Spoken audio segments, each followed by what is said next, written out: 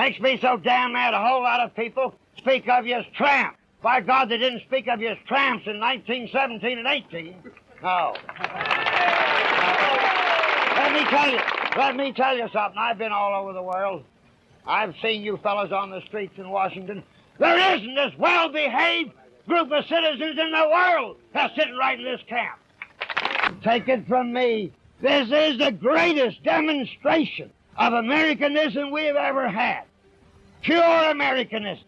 Willing to take this beating as you've taken it. Stand right steady. You keep every law.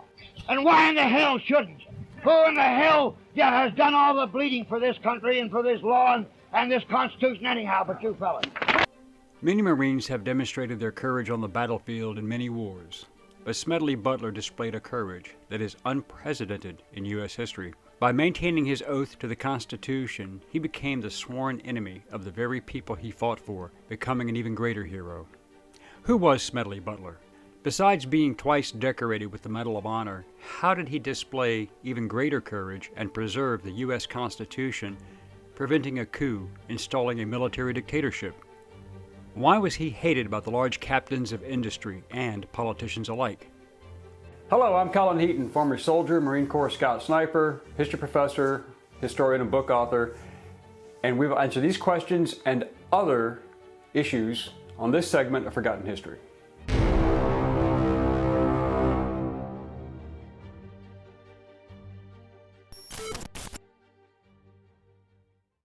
Born on July 30th, 1881, Major General Smedley Butler was the eldest son of a Quaker family from West Chester, Pennsylvania. Butler came from a line of civil servicemen. His father, Thomas Butler, was a Republican representative for the state of Pennsylvania in Congress, and his maternal grandfather, Smedley Darlington, was also a Republican congressman. Butler served in several major world conflicts, including the Spanish-American War, the Boxer Rebellion, the Philippine-American War, and World War I. He had been appointed commanding officer of the Gendarmerie during the 1915 to 1934 United States occupation of Haiti. During his time in service, Butler became known for his bravery and relentless leadership in battle, and he was awarded with several distinctions, including 2 Medals of Honor. The first was for his actions at Veracruz, Mexico, on April 22, 1914, and the second for his actions on November 17, 1915, in Haiti. For his actions as a 37-year-old brigadier general in France during World War I, he was awarded an Army Distinguished Service Medal, the Marine Corps Brevet Medal, a Navy Distinguished Service Medal, and the French Order of the Black Star, akin to a knighthood. From 1924 to 1925, he was appointed as the Philadelphia Director of Public Safety, as the mayor, W. Freeland Kendrick, wanted a military man to root out police corruption and attack organized crime related to prohibition, gambling, and money laundering.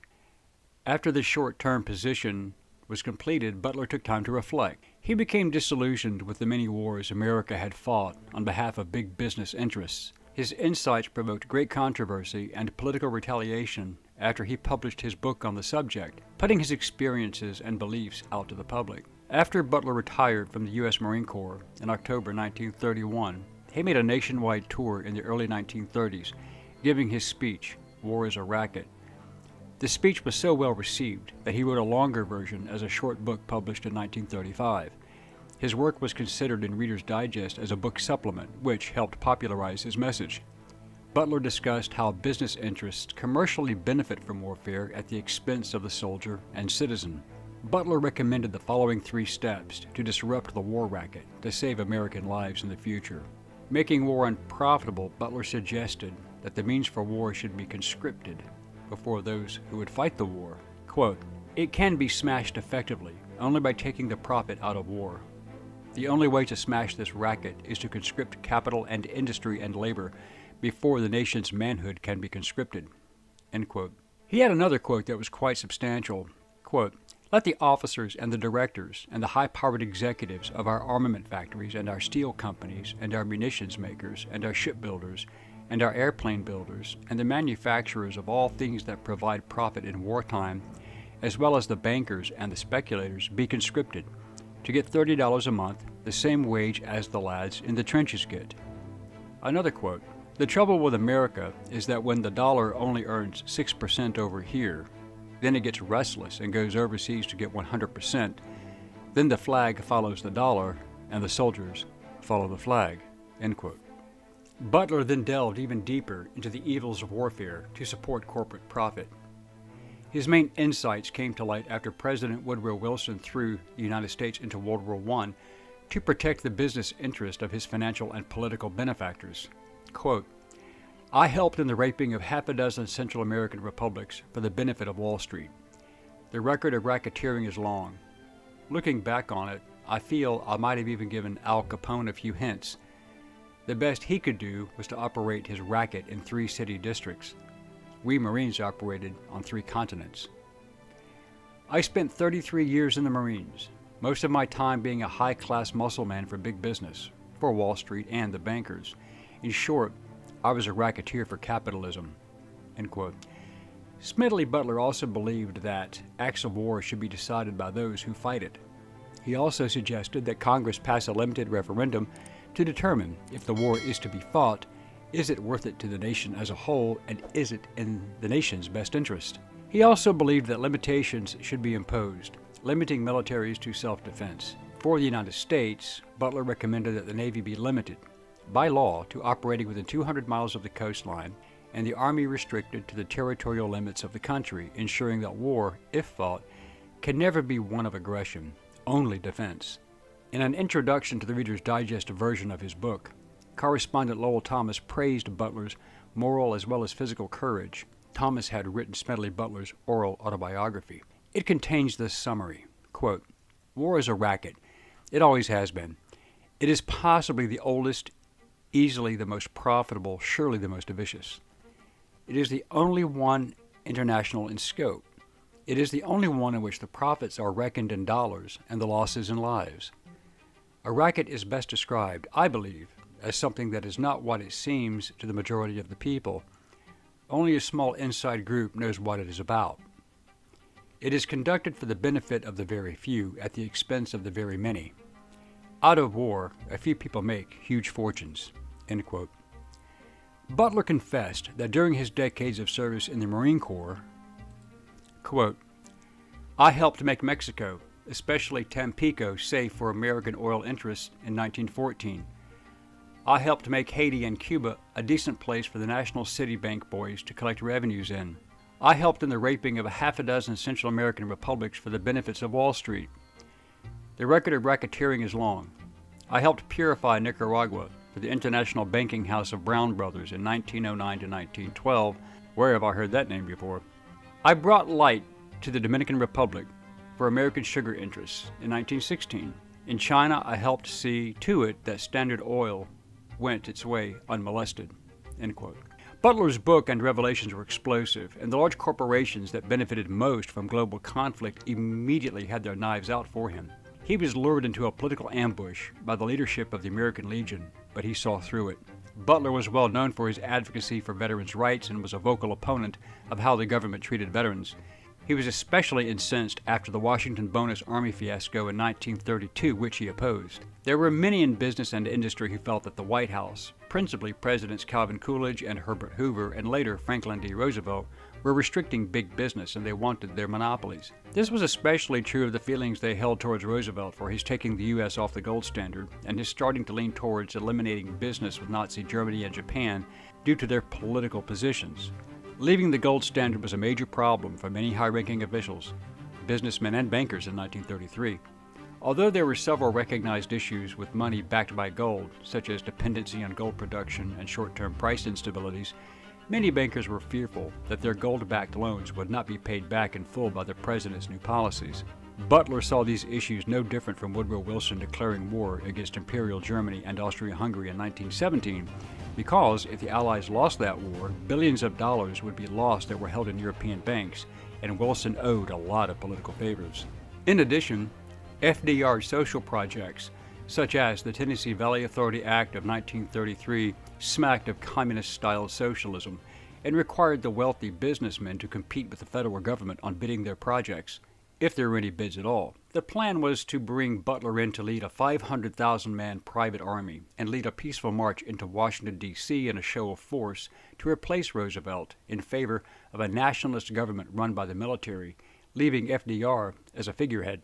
Knowing that this was perhaps the most serious violation of the U.S. Constitution, Butler declined, and he was hauled into McCormick-Dixon congressional committees on un-American activity in November 1934. Ironically, those whom Butler accused of plotting to overthrow the government called him a liar. Those he accused included the DuPont and Rockefeller families, Prescott Bush, the father and grandfather of both presidents, Robert Sterling Clark, an heir to the Singer sewing machine fortune, Gerald C. McGuire, a bond salesman, and Robert Doyle. McGuire and Doyle were prominent members of the American Legion and had amassed a fortune in their Legion account that was not used to help veterans. Instead, they were using that money to try and organize an army of veterans that would serve their purposes, and they had help from Bush and others. Butler gave his testimony and provided his evidence, including the testimony and written notes of Philadelphia record writer Paul Comley French, who agreed to meet with McGuire as well. During this meeting, McGuire told French that he believed a fascist state was the only answer for America, and that Smedley was the ideal leader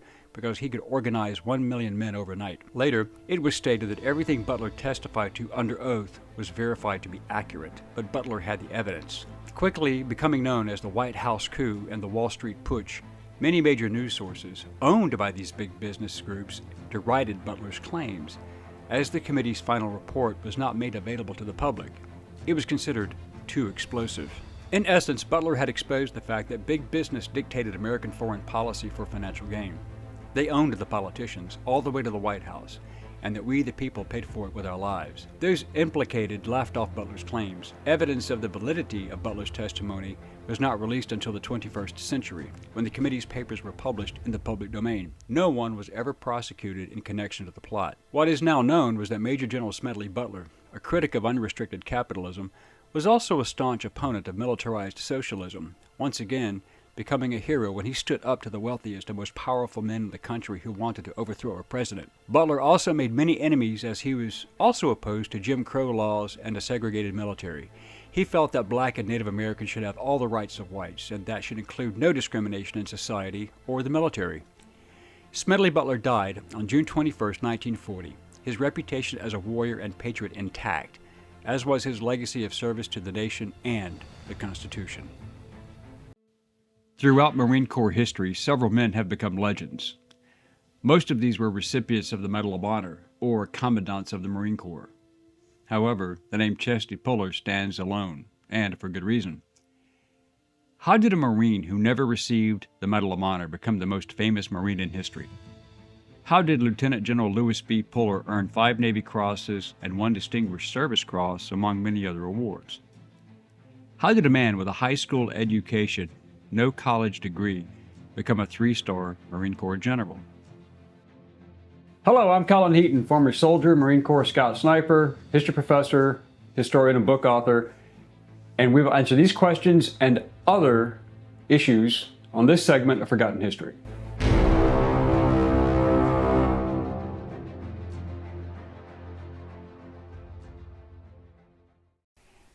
Louis Burwell Chesty Puller was born on June 26, 1898 at West Point, Virginia, the third of 4 children born to Matthew M. Puller and Martha Richardson Lee.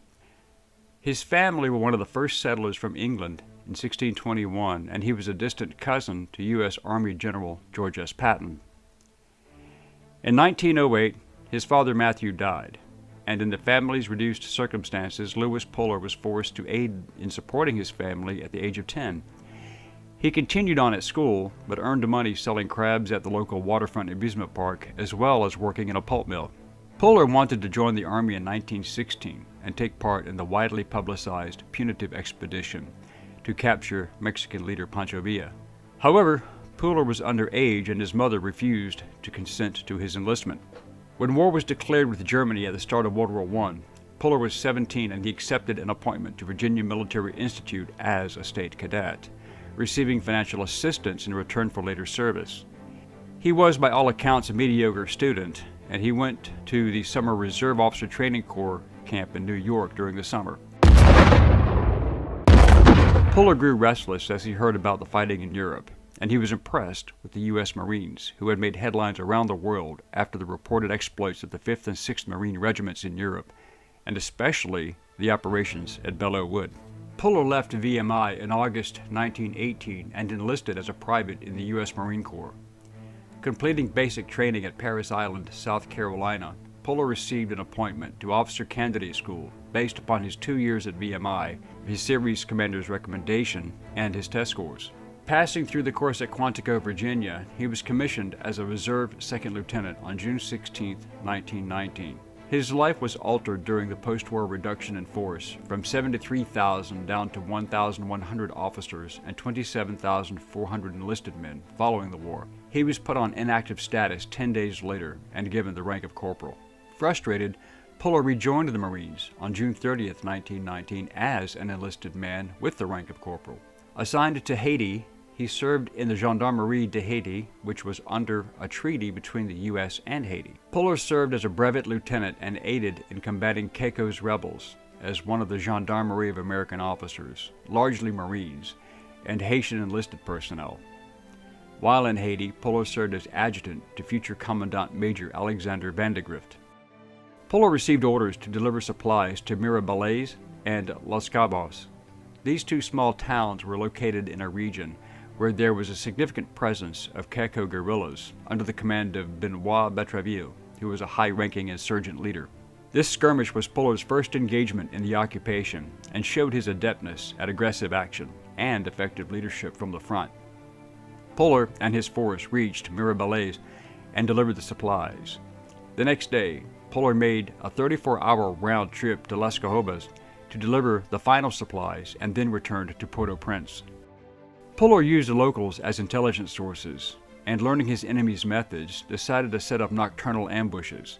A skirmish line towards their front and 3 Lewis guns on their flank, he attacked once he located a rebel camp. He successfully killed 17 rebels in a classic nighttime L-shaped ambush. Puller served on more than 40 operations, leading platoon-sized elements, basically writing the manual on night ambush tactics. His force killed over 200 insurgents and captured dozens of weapons.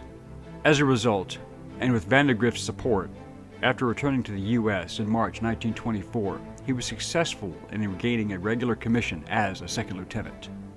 Over the next 4 years, Puller had many assignments that took him to the East Coast to Pearl Harbor. In December 1928, he received orders to join a detachment of the Nicaraguan National Guard. Puller spent the next 2 years battling the local bandits. For his efforts in mid-1930, he was awarded the Navy Cross. Returning home in 1931, he completed the company officer's course before returning to Nicaragua. Puller remained there until October 1932, and he was awarded a second Navy Cross for his performance against the insurgents in a pitched battle. He had more combat time between Haiti and Nicaragua than any other company-grade officer. In early 1933, Puller joined the Marine Detachment at the American Legation in Beijing, China. While there, he led the famed Horse Marines before departing to oversee the detachment aboard the cruiser USS Augusta.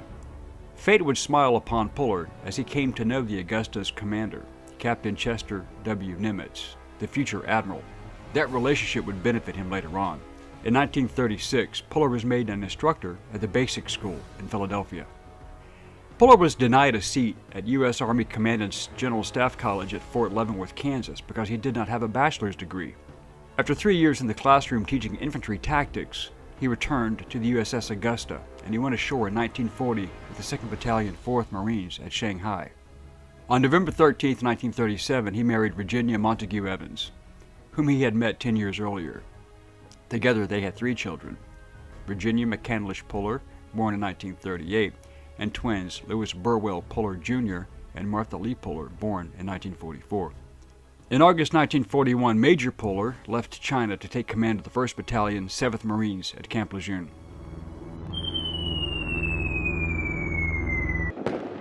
Then the Japanese attacked Pearl Harbor and the U.S. entered World War II. In the months that followed, Puller prepared his men for war, and the battalion sailed to defend Samoa. Arriving in May 1942, his command remained in the islands through the summer until being ordered to join Major General Vandegrift's 1st Marine Division during the Battle of Guadalcanal.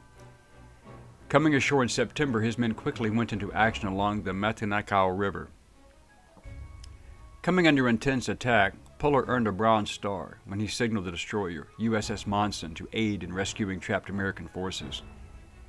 In late October, Puller's battalion played a key role in defending Henderson Field during the Battle of Guadalcanal by holding back massive Japanese attacks, and Puller received a 3rd Navy Cross. In a firefight on the night of October 24th to 25th, 1942, lasting about 3 hours, 1st Battalion 7th Marines and the 3rd Battalion 164th Infantry Regiment of the Army sustained 70 casualties. The Japanese lost over 1,400 killed, and the Americans held the airfield. Puller was wounded himself on November 8, 1942, suffering arm and leg wounds during a Japanese attack on his command post. His injuries were serious, requiring surgery, and command of 1-7 was temporarily assigned to Major John E. Weber of 3-7. Puller was released from the hospital and resumed command of his battalion on November 18th. One of his best Marines who secured the airfield, a former soldier, Staff Sergeant John Basilone, received the Medal of Honor following Puller's personal recommendation. After the division left Guadalcanal, Lieutenant Colonel Puller was made executive officer of the 7th Marine Regiment. In this role, he took part in the Battle of Cape Gloucester in late 1943 and early 1944. Puller earned a 4th Navy Cross for his efforts in directing Marine units in attacks against the Japanese. On February 1, 1944, Puller was promoted to full colonel and later took command of the 1st Marine Regiment. In September 1944, he was given command of the 1st Marines for the assault on Peleliu. Given the toughest assignment to date, to seize Umerbrogel Ridge, the heart of the enemy's heavily fortified defensive positions. While successful in the attack, Puller lost more than half his men, bringing harsh criticism, much of it unjust or misplaced. He was considered effective, but somewhat ruthless in his attacks. His willingness to lead from the front softened much of that criticism. Finishing the campaign, Puller's men sailed for the Russell Islands in April before preparing for the Battle of Peleliu. During the summer of 1944, Puller's younger brother, Samuel D. Puller, the executive officer of the 4th Marine Regiment, was killed by an enemy sniper on Guam. With Peleliu secured, Puller returned to the U.S. in November to lead the infantry training regiment at Camp Lejeune. He was in this role when the war ended in 1945. In the years after World War II, Puller oversaw a variety of commands, including the 8th Reserve District and the Marine Barracks at Pearl Harbor. With the outbreak of the Korean War, Puller again took command of the 1st Marine Regiment. Preparing his men, he took part in General Douglas MacArthur's landings at Incheon in September 1950. For his efforts during the landings, Puller received the Silver Star and a 2nd Legion of Merit. He was awarded the Distinguished Service Cross from the U.S. Army for heroism in action from November 29 to December 4th, and his 5th Navy Cross for heroism during December 5th through 10th, 1950, at the Battle of the Chosin Reservoir. It was during that battle that he said the famous line, quote, "We've been looking for the enemy for some time now. We finally found him. We're surrounded. That simplifies things," end quote. Taking part in the advance into North Korea, Puller played a key role in the Battle of Chosin Reservoir in November and December, performing brilliantly against overwhelming numbers. Puller earned the Distinguished Service Cross from the U.S. Army and his 5th Navy Cross for the same action in that battle. Promoted to Brigadier General in January 1951, he briefly served as Assistant Commander of the 1st Marine Division before temporarily taking command the following month after the transfer of Major General O.P. Smith. He remained in this role until returning to the United States in May. Briefly leading the 3rd Marine Brigade at Camp Pendleton, Puller remained with the unit when it became the 3rd Marine Division in January 1952. Promoted to Major General in September 1953, he was given command of the 2nd Marine Division at Camp Lejeune the following July. As a result of his long service in tropical environments, Puller was plagued by decaying health. He had high blood pressure and relapsing malaria, which gave him a rheumatic heart, and he was forced to retire on November 1, 1955. One of the most decorated Marines in history, Puller won the nation's 2nd highest decorations 6 times, and received 2 Legions of Merit, a Silver Star, and a Bronze Star, as well as the Purple Heart. Puller himself said he was uncertain how he came to be nicknamed Chesty. It may have been a reference to his big, thrust-out chest. Chesty in the Marines also means cocky. Despite not having the traditional formal education required of commissioned officers, let alone reaching field or flag rank, Chesty Puller's abilities and notoriety allowed him to excel regardless. Receiving a final promotion to lieutenant general, Puller retired to Virginia, where he died after a series of strokes on October 11, 1971. His son, Louis B. Puller Jr., lost both legs and parts of both hands to a mine in Vietnam, serving as a platoon leader, earning the Silver Star and Purple Heart. He won the Pulitzer Prize in 1992 for his autobiography, Fortunate Son, The Healing of a Vietnam Vet. He committed suicide in 1994. The USS Louis B. Puller is the first purposely built expeditionary mobile base vessel, previously classified as a mobile landing platform and then as an afloat forward staging base for the United States Navy, and the second ship to be named for the legendary Chesty Puller. Throughout American history, only 3,536 Medals of Honor have been awarded to 3,517 recipients, with 19 double recipients, one being Mary E. Walker, a recipient and the only woman recipient, for her actions during the Civil War, and Douglas A. Monroe, the only Coast Guard recipient for World War II. Union soldier William Johnston was the youngest recipient at age 13 during the Civil War, with Smedley D. Butler and Daniel J. Daly being the only 2 Marine Corps double recipients. Who was Daniel Daly? What made him unique and different from many other Marines and Medal of Honor recipients? What did he do to earn such distinctions?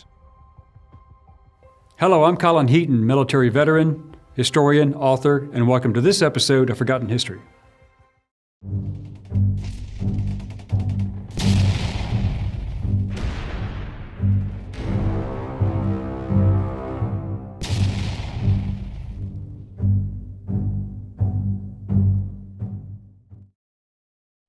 Daniel J. Daly was born November 11, 1873 in Brooklyn, New York to Irish immigrant parents, John and Ellen Daly, with his siblings, Sister Mary and a brother named David. Early in his life, the family moved to Glen Cove on Long Island. Daly was a natural fighter from an early age, and he was prone to being bullied due to being a small-built boy. But he took to street fighting naturally in the tough neighborhood and became quite good at it. As an adult, he stood 5 feet 6 inches tall and only weighed 132 pounds. Daly was not very interested in education, preferring a life of adventure, and he worked as a struggling newspaper boy in Manhattan before he decided to enlist in the Marine Corps on January 10, 1899, at the old age of 26, hoping to get into the Spanish-American War. But that conflict ended before he even completed boot camp. But after graduation, he became a shipboard Marine assigned to the Asiatic Fleet in May 1900, where he deployed aboard the USS Newark for Taku Bay, China, where he landed with other Marines en route for Peking. By late 1899, the Fist of Righteous Harmony, called Boxers by the Western press, rebelled against Western influence in the country and were openly attacking Chinese Christians and Western missionaries. By May 1900, the Boxers were roaming around the countryside near Peking, housing the foreign embassies, killing at will. The international legation included the United States, Italy, Austria-Hungary, Germany, France, Great Britain, Japan, and Russia, numbering almost 20,000 soldiers around the country, but only 400 men, including about 50 Americans, were inside the walled compound. When it was learned that Westerners were being murdered, things changed drastically. When the report came that thousands of Boxers were approaching, it became terminal. The multinational relief force was ordered to relieve Peking and save the small detachment, including the civilians.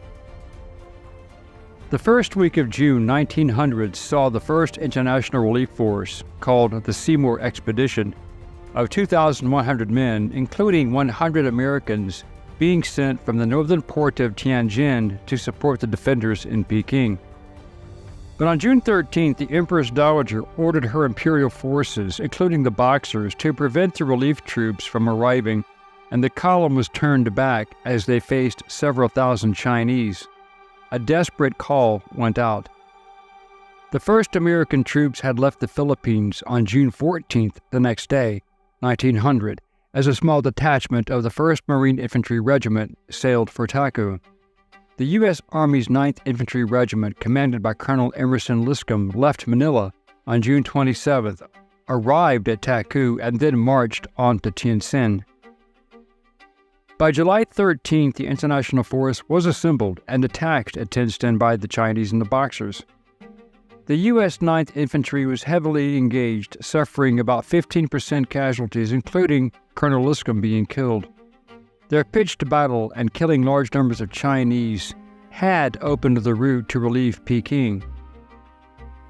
The following day, sensing victory, on June 14th, the Empress ordered that all foreigners were to be killed.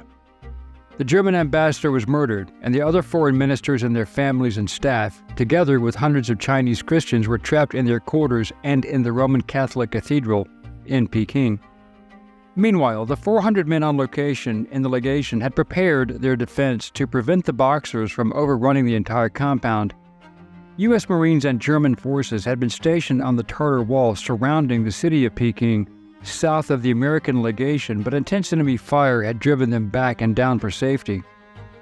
In August, the American forces were designated as the China Relief Expedition and included the Army 14th Infantry Regiment, a battery of the 5th Artillery Regiment, and the 6th Cavalry Regiment, commanded by Army Major General Adna Chaffee, with more than 2,500 U.S. soldiers, sailors, and Marines.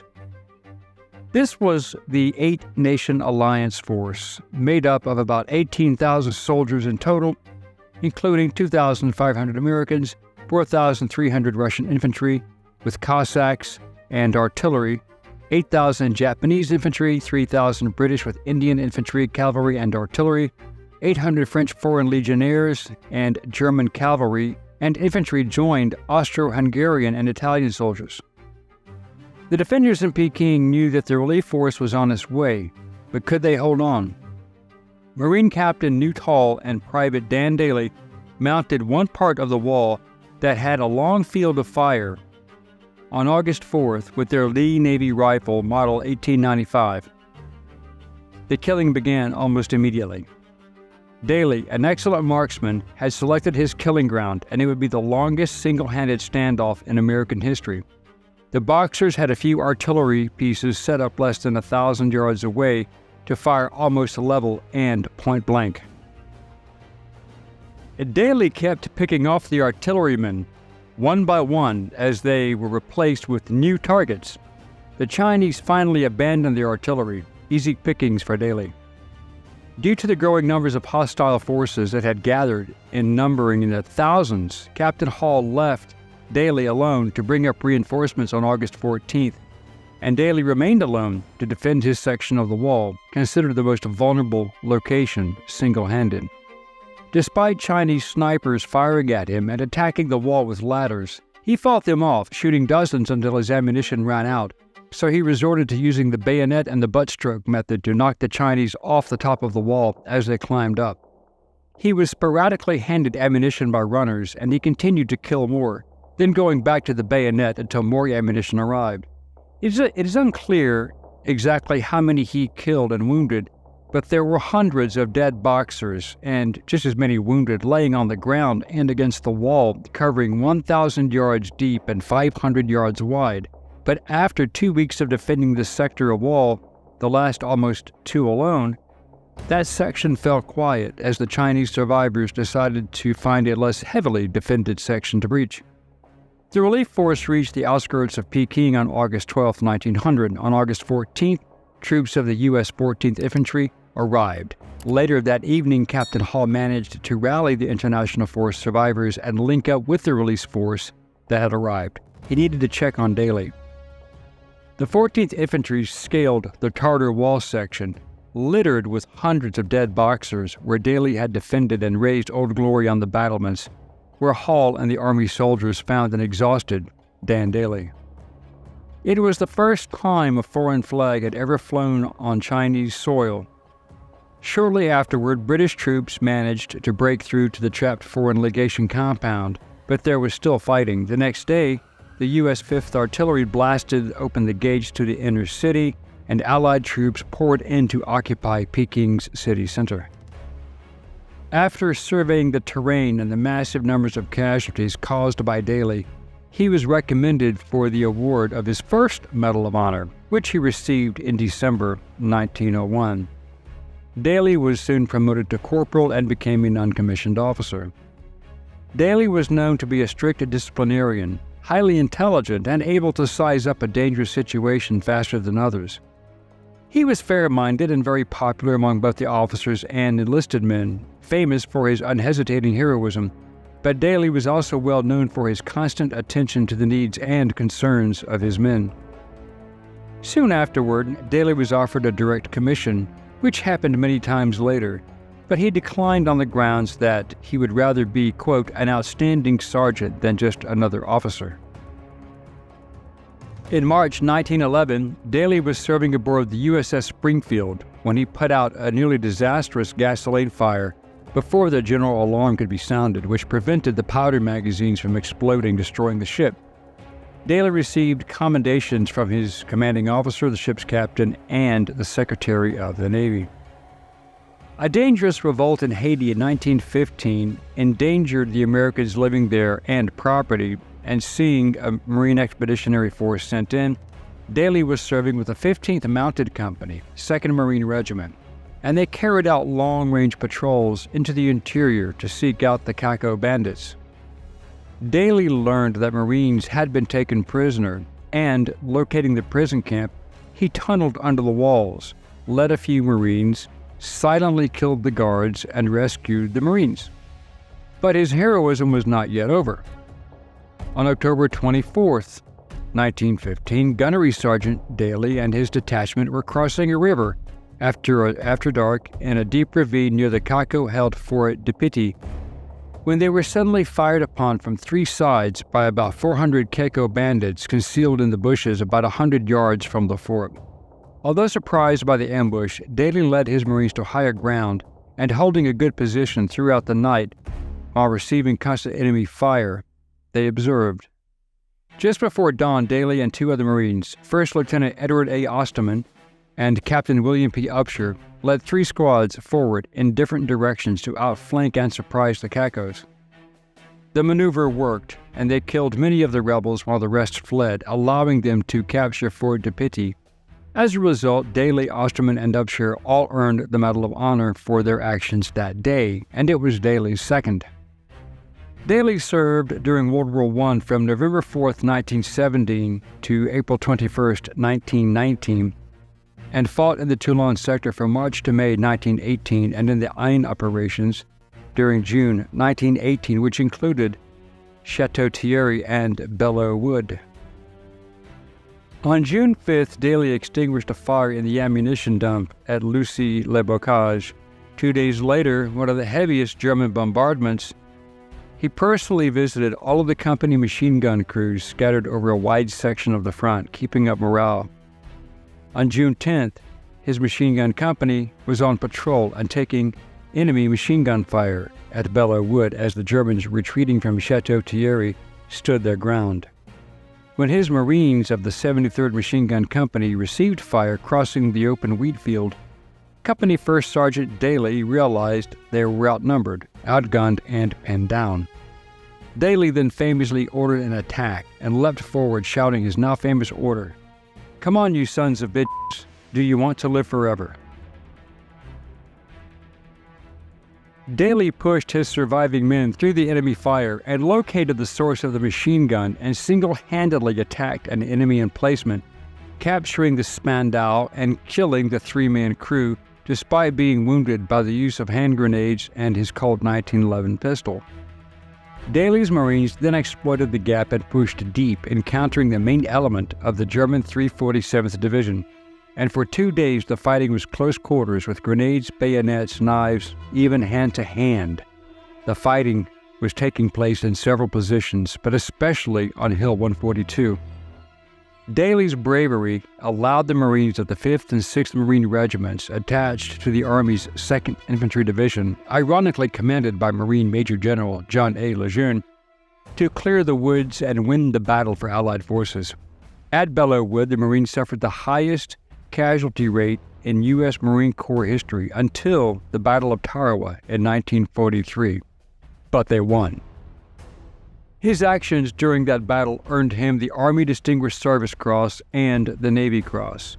The French awarded him the Médaille Militaire and Croix de Guerre with Palm and the French Victory Medal with 4 clasps.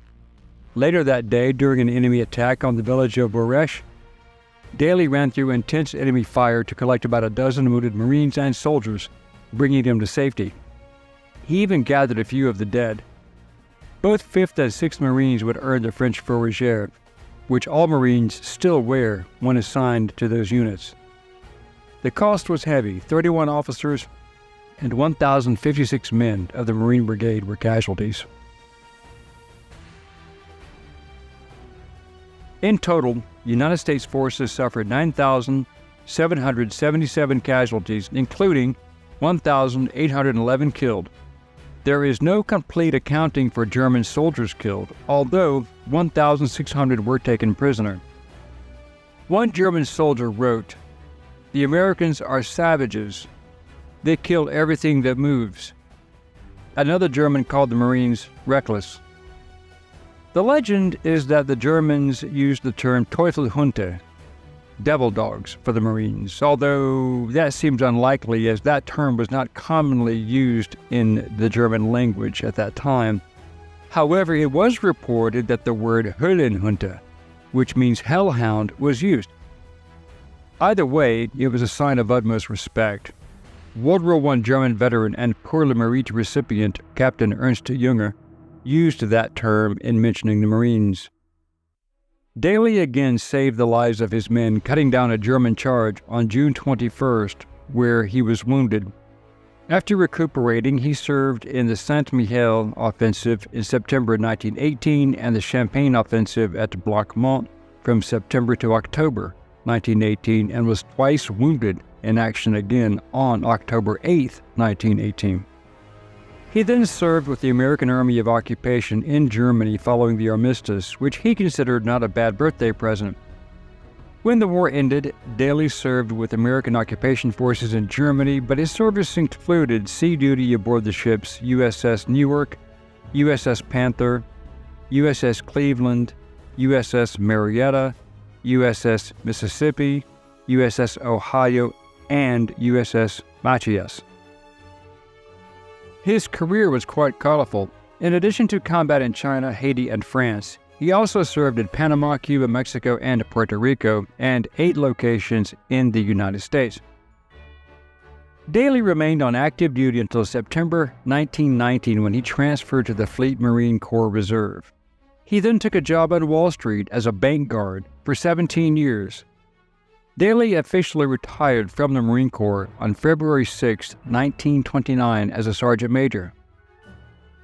Daly often spoke about the heroism of others with whom he served, but he never spoke about himself in such terms. Marine Corps University's biography of Daly said that while he was a natural for publicity, he disdained it and disliked all the fuss made over him. A complete list of Sergeant Major Daniel Daly's decorations and medals includes 2 Medals of Honor, Navy Cross, Distinguished Service Cross, 3 Letters of Commendation, Good Conduct Medal with 2 Bronze Stars, China Relief Expedition Medal, Philippine Campaign Medal, Expeditionary Medal with 1 Bronze Star, Mexican Service Medal, Haitian Campaign Medal, World War I Victory Medal with ein Saint-Mihiel Meuse-Argonne and Defensive Sector clasps, Médaille Militaire, Croix de Guerre with Palm, and the Fourragère. Daly always thought that medals were a lot of foolishness. And Daly never drank alcohol, but he enjoyed smoking his pipe with cut-plug tobacco. Dan Daly never married, and in 1919 he was reported as saying, "I can't see how a single man could spend his time to better advantage than in the Marines." In 1932, Daly was hospitalized after having a heart attack. Sergeant Major Daniel Daly died in the early morning of April 28, 1937 of heart disease at his sister's home in the Glendale area of Queens on Long Island, New York. He was buried in Cypress Hills National Cemetery in Brooklyn. Sergeant Major Daniel Dan Joseph Daly was once acclaimed by Major General John A. Lejeune, former Commandant of the Marine Corps, as the outstanding Marine of all time. Major General Smedley Butler, the other two-time Medal of Honor recipient and fellow combatant in Haiti, called him the finest fighting Marine I ever knew, and wrote that it was an object lesson to have served with him. Daly's record as a fighting man remains unequaled in the annals of Marine Corps history. Both of his Medals of Honor and other medals are in the National Museum of the U.S. Marine Corps in Quantico, Virginia. In March 1943, the U.S. Navy commissioned the USS Daly in his honor. The ship was christened by his niece. Dan Daly was the most decorated enlisted man in Marine Corps history. Nicknamed the ultimate devil dog by his fellow Marines, his legend is secure. On December 7, 1941, the Empire of Japan launched a surprise attack on the United States Naval Base at Pearl Harbor, Hawaii. Just one day later, the U.S. declared war in the Pacific and launched a campaign that would span 4 devastating years until the Japanese surrender on August 14, 1945. In August of 1942, just 2 months after the U.S. Navy achieved a decisive victory at the Battle of Midway, the Allied troops launched their first major offensive attack against Japan.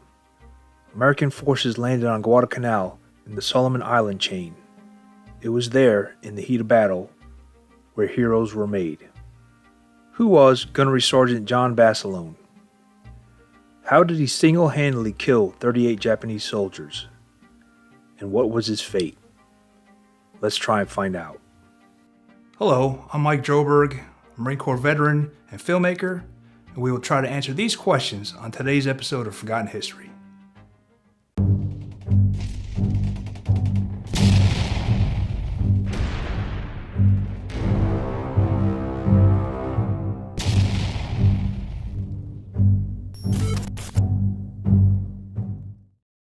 John Basilone was born on November 4, 1916 in Buffalo, New York. He was the 6th of 10 children. His 5 older siblings were born in Raritan, New Jersey, before the family moved to Buffalo, where John was born. They returned to Raritan in 1918. At the age of 15, Basilone dropped out of high school and worked as a golf caddy until he joined the Army. Basilone served 3 years in the Army during the 1930s, where he was a champion boxer, but it wouldn't be until he enlisted in the Marine Corps and the country's subsequent plunge into World War II that he would reach his legendary standing. On the night of October 24, 1942, in the jungles of Guadalcanal, one of the hundreds of islands that comprise the Solomons, during the Battle of Henderson Field, the then Sergeant Basilone was commanding 2 .30 caliber machine gun sections from the 1st Battalion 7th Marines that were tasked with holding a narrow pass at the Tenero River. As the small gun crews of the Marines dug in for the night, a Japanese regiment numbering 3,000 men, under the command of Lieutenant General Hathcock of the 17th Japanese Army, attacked the line, hammering the Marines with grenades and mortar fire. The American forces were defending the Lunga perimeter that guarded Henderson Field on Guadalcanal, which the Allies had captured from the Japanese in the landings on Guadalcanal. Hathcock's force was sent to Guadalcanal in response to the Allied landings with the mission of recapturing the airfield and driving the Allied forces off the island. Wave after wave were kept at bay by the small teams of Marines until one of the gun crews was disabled by enemy fire. With total disregard for his own life, Basilone carried about 90 pounds of weaponry and ammunition to the silenced gun pit, running a distance of 200 yards through enemy fire and encountering Japanese soldiers along the route, whom he killed with his Colt .45 pistol. Basilone continued running back and forth between gun pits, supplying ammunition to those desperately in need and clearing gun jams for his junior Marines. Amidst the carnage, Basilone lost his asbestos gloves, hand protection critical for holding or swapping out the scalding hot barrels of the heavily used machine guns. During the height of battle, Basilone barehanded the searing barrel of his machine gun without hesitation and continued putting rounds downrange, killing an entire wave of Japanese soldiers and burning his hands and arms in the process. Enemy bodies were literally piling up so rapidly that he had to vacate their defensive positions to knock over the growing wall of flesh so they could re-establish clear fields of fire. An entire Japanese regiment was thwarted by the gun crews, and by the time reinforcements arrived, only Basilone and 2 other Marines were left standing. Basilone used his crew's machine guns, his pistol, and a machete to kill at least 38 enemy soldiers by himself. PFC Nash W. Phillips was with Basilone on Guadalcanal and recounted the otherworldly efforts by his sergeant. Basilone had a machine gun on the go for 3 days and nights without sleep, rest, or food, said Phillips, who lost a hand in the fight. While receiving medical treatment, Phillips recalled Basilone's mythical appearance as he came in to check on him. He was barefooted, and his eyes were red as fire, he said. His face was dirty black from gunfire and the lack of sleep. His shirt sleeves rolled up to his shoulders, and he had a .45 tucked into the waistband of his trousers. He just dropped by to see how I was making out. Me and the others in the section. I'll never forget him. On October 26, Hathcock called off any further attacks and ordered his forces to retreat. American forces buried or burned the remains of 1,500 Japanese soldiers. U.S. Army soldier John E. Stannard said, "The carnage of the battlefield was a sight that perhaps only a combat infantryman who has fought at close quarters could fully comprehend and look upon without the feeling of horror." The bodies stretched out for over half a mile. Basilone will go on to be awarded the Congressional Medal of Honor for his actions on Guadalcanal. "Only part of this medal belongs to me," Basilone said. "Pieces of it belong to the boys who are still on Guadalcanal." He believed this so strongly, he turned down the opportunity to have President Franklin D. Roosevelt bestow the medal, opting instead to have the ceremony in the field with his unit.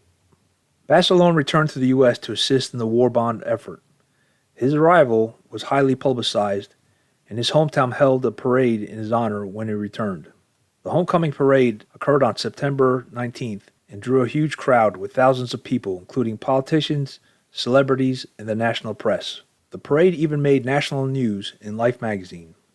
After the parade, Basilone toured the country raising money for the war effort and achieved a celebrity status. He was offered a commission and a chance to spend the rest of the war in Washington, but foregoing the public attention being a war hero yielded, and opting instead to return to combat. Basilone stated, "I ain't no officer, and I ain't no museum piece. I belong back with my outfit." Basilone left the limelight for Camp Pendleton, California, where he met and married a fellow Marine Sergeant, Lena Rigi, in 1944. After his request to return to the fleet was approved, Basilone was assigned to C Company, 1st Battalion, 27th Marine Regiment, 5th Marine Division. On February 19, 1945, the first day of the invasion of Iwo Jima, he was serving as a machine gun section leader on Red Beach 2. While the Marines landed, the Japanese concentrated their fire at the incoming Marines from heavily fortified blockhouses staged throughout the island. With his unit pinned down, Basilone made his way around the side of the Japanese positions until he was directly on top of the blockhouses. Then he attacked with grenades and demolitions, single-handedly destroying the entire strongpoint and its defending garrison. He then fought his way towards Airfield No. 1 and aided a Marine tank that was trapped in an enemy minefield under intense mortar and artillery barrages. He guided the heavy vehicle over the hazardous terrain to safety, despite heavy weapon fire from the Japanese. As he moved along the edge of the airfield, he was killed by a Japanese mortar shrapnel. He was only 28 years old. Gunnery Sergeant John Basilone would be posthumously awarded the Purple Heart and the Navy Cross for his actions on Iwo Jima. He was buried at Arlington National Cemetery in Arlington, Virginia. His widow, Lena M. Basilone, died on June 11, 1999, at the age of 86, and is buried at Riverside National Cemetery in Riverside, California. Lena's obituary notes that she never remarried and was buried still wearing her wedding ring.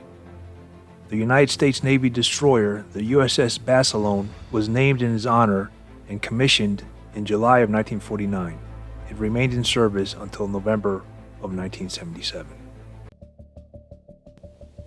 One of your famous encounters was a counter sniper engagement in which you had to outthink a very professional North Vietnamese sniper. Yes, sir. Why don't you tell me that story? Well, it's just that he was doing a bad job. This North Vietnamese sniper was sent down there to get me, and which I really didn't appreciate. Marine Corps snipers are legendary, a very select few who are chosen for excellent marksmanship and highly trained in fieldcraft, such as reconnaissance, observation, stalking, and call for fire. In Vietnam, there were a few men, Marines and Army, who became legends. One became so famous, even among the North Vietnamese and Viet Cong, Ho Chi Minh placed a bounty on his head. They even sent their top sniper, called the Cobra, to shoot Marines and lure the Marine sniper out to kill him. He was known as White Feather. How did he become so famous as a sniper? Why did the communists put so much effort into killing him?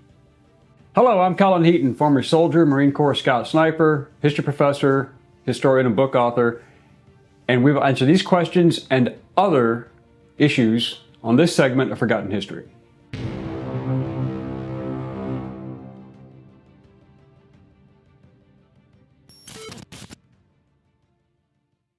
Carlos Norman Hathcock was born on May 20th, 1942 in Little Rock, Arkansas. He grew up in Wayne, Arkansas. He lived with his grandmother for 12 years of his life after his parents separated. Hathcock supported his extremely poor family by shooting and hunting at an early age with a .22 caliber J.C. Higgins single-shot rifle. He later graduated to using a Kar 98 German Mauser that his father had brought back from World War II. Hathcock joined the Marines on May 20th, 1959 at the age of 17 and rapidly became a known quantity. He had won the matches at Camp Perry in 1965 and the Wimbledon Cup shooting championships. In 1966, Hathcock deployed to South Vietnam as a military policeman, but later became a sniper after Captain, later Major, Edward James Land wanted snipers in every infantry platoon. At that time, there was no formal sniper school in the Marine Corps, and snipers were designated according to a Marine's marksmanship record and field expertise. Land knew right away that Hathcock was a natural. Hathcock soon went to work protecting Marines, and one enemy was a woman. The story of the woman VC called the Apache has been questioned, but here is how Carlos explained it. She had been torturing captured Marines within earshot of the base. She skinned one kid that she had captured all night and half the next day. When she turned him loose, he died right in the wire, he recalled with a sigh. It was a very, very personal story. He finally killed her while out on a regular patrol mission, and he was calling it a day when a group of VC were spotted within range. Carlos said, "I saw her squat down to tinkle. The guys with her tried to get her to stop, but I stopped her. I put one extra round in her for good measure." The NVA and VC called Hathcock Long Trang, which means white feather, because of the white feather he kept in the band on his bush hat. After a platoon of Vietnamese snipers failed to kill him, many Marines in the same area donned white feathers to deceive the enemy and confuse them. Ho Chi Minh placed a bounty of $30,000 on Hathcock because he was so effective, and through a mishap they learned his name. It was believed that one of the local women working on the base accessed Hathcock's service record book. In those days, sniper kills were recorded in the SRB. Generally, rewards put on U.S. snipers ranged from $8 to $2,000. Hathcock held the record for the highest bounty ever placed on a Marine, and he killed every Vietnamese sniper who came after him. In one of the most remarkable sniper versus sniper duels in history, Hathcock and his spotter, John Roland Burke, were stalking the enemy sniper, called the Cobra, in the jungle near Hill 55. This was a fire base southwest of Da Nang, where the Cobra had already killed several Marines to lure Hathcock out to kill him. The stalking lasted for 2 days. Carlos said, "He was close to being as good as I was, but ain't no way. Ain't nobody that good." The Cobra fired at Hathcock as the Marine accidentally tripped over a decayed tree, forcing the shot to miss and hit his spotter's canteen. Then the Cobra took off running. Eventually, the two opposing teams worked their way around the entire area until they had completely exchanged positions. The Cobra was now facing the sun. When Hathcock saw a glint of light reflecting off the enemy sniper's scope in the bushes and fired at it, he shot through the scope, killing the sniper. That meant both men were looking at each other at the same time, but Hathcock was faster. Hathcock and Burke collected the dead sniper's rifle, as Hathcock wanted to keep it as a trophy, but it was later stolen from the armory after he checked it in. Once Hathcock and his spotter encountered an NVA company as they tried to cross a rice paddy, that battle lasted 5 days. On day 1, Hathcock dropped the commander, and his spotter took a toll of the enemy as well. Then they killed more. To make a bad day worse for the enemy, Hathcock's spotter called in artillery support through the long nights as they constantly relocated. At daylight, the enemy would always attack where the two Marines had been the previous day, and the Marines picked off even more as they were bogged down in the knee-deep watery mud. Hathcock was offered a top-secret mission, which he accepted, knowing nothing about it until he was briefed after acceptance. The mission was to kill a North Vietnamese general, far behind enemy lines, and he would be alone this time. Following his insertion several miles away, he entered the enemy-controlled area. It took him 4 days and 3 nights without sleep as he crawled inch by inch over 1,500 yards of an open field after already covering 2 miles just to get to that point. Hathcock was wearing a hastily assembled ghillie suit from the local vegetation to blend in with the surrounding terrain, and he was almost stepped on by patrols as he lay camouflaged with grass and vegetation in a meadow shortly after sunset. During this process, he came face to face with a deadly bamboo viper and managed to outlast the reptile until it crawled away. He then managed to complete the stalk and get into a concealed position, and not long afterward, the general came into view. Hathcock fired a single shot that struck the general in the chest, killing him from a distance of 700 yards using his preferred Winchester 300 Magnum bolt-action rifle. Carlos was deep inside the enemy compound, but this was the easy part. Now he had to escape the area without being captured. His egress and evasion was on. He egressed out of the area as the soldiers went to the trees to hide, and he made his escape without being actively pursued. That is the toughest part of a deep penetration mission, surviving after making the shot.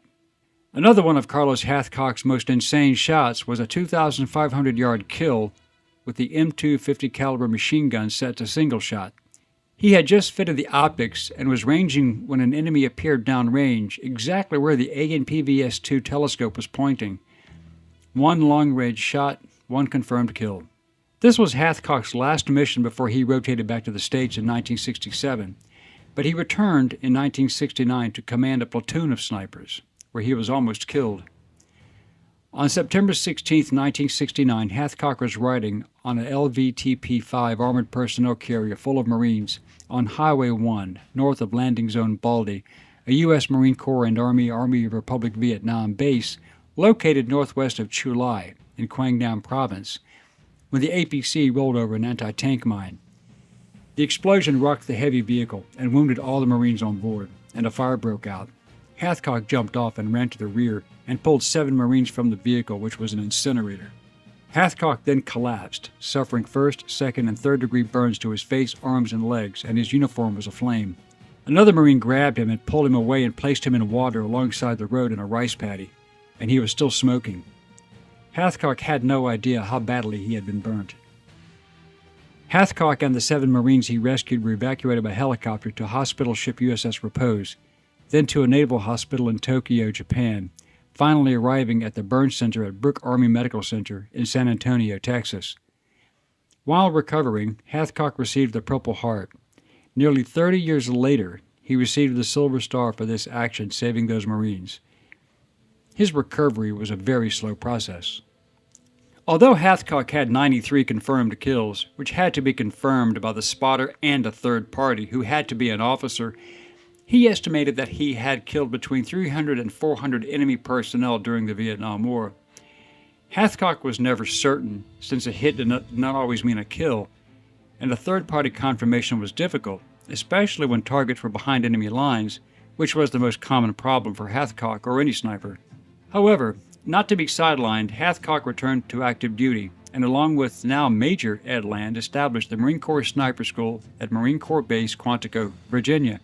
The results of his efforts saw the establishments of Scout Sniper Schools at Stones Bay, Camp Lejeune, North Carolina, Camp Pendleton, California, and Marine Corps Base Kaneohe Bay in Hawaii. Today, the original school at Quantico is home to the Scout Sniper Instructor School. Despite returning to active duty, Hathcock was in daily constant pain, but he continued teaching snipers. Hathcock's health began to deteriorate, and in 1975 he was diagnosed with multiple sclerosis, and he was medically retired with full benefits and 100% of his pay, just 55 days short of the full 20-year retirement requirement. Hathcock was honored by having a rifle named after him, derived from the older semi-automatic M14, and named the Springfield Armory M25 White Feather, due to his nickname. I met Carlos Hathcock twice, as he was one of several military snipers I wanted to interview, but I did not get the chance. Having been a sniper myself, I was well versed in his exploits, along with other snipers in history, a couple that I did interview. Carlos summed up his philosophy. Quote, "I like shooting, and I love hunting, but I never did enjoy killing anybody. It was my job. If I didn't get those bastards, then they were going to kill a lot of those kids dressed up like Marines. That's the way I looked at it." Carlos Hathcock, the legendary White Feather, died on February 22, 1999 in Virginia Beach, Virginia. He is buried at Woodlawn Memorial Gardens in Norfolk, Virginia, and his legend still stands. Thank you for watching Forgotten History. Please like, share, and subscribe. If you have any comments or show ideas, we'd love to hear from you. Thanks again.